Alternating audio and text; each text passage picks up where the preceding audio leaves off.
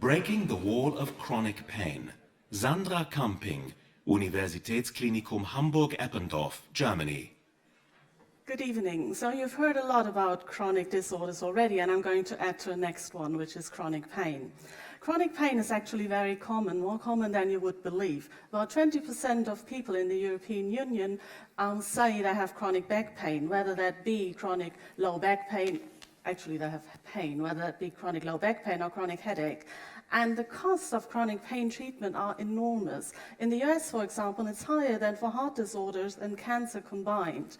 In the EU, we spend around 3 to 10% of our gross domestic product for the treatment of chronic pain. And not to speak of the individual burden of the chronic pain that it places on the person. So what do we do to treat people with chronic pain? Well, mostly we give them drugs. We have over-the-counter drugs, and we have the even stronger ones, the morphine derivatives. However, here on this scale, you see that people were asked how much pain relief they got from the drug, and the scale lasts from 0, which is no pain reduction at all, to -10, which is total pain reduction. So the drugs that we have cause pain relief, but not that much. So the idea is not to develop new drugs, but to make the drugs that we have more effective. How do we do that? Usually drugs are given in a kind of like hidden way. So the doctor says, okay, this is the drug that you're going to take, let's see if it works.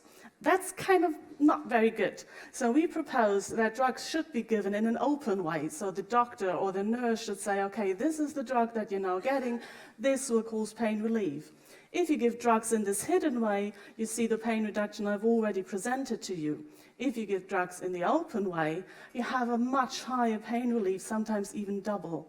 And this is the effect of the expectation that the patient has concerning the drug. So what do we propose? We propose that these kind of psychological effects of drugs should be taught at universities, at nursing schools, should even be taught to the patients, that they themselves can increase the efficacy of the drug they're using. So information, basically, for doctors, for nurses, for patients themselves is the key. And we have a unique opportunity because the International Association for the Study of Pain just said that the year 2018 will be the year for the education against pain. Thank you. Questions? Yes, here in the front. 2 questions in the front. You showed 12% of pain in Spain and 30% in Norway. Can you explain that?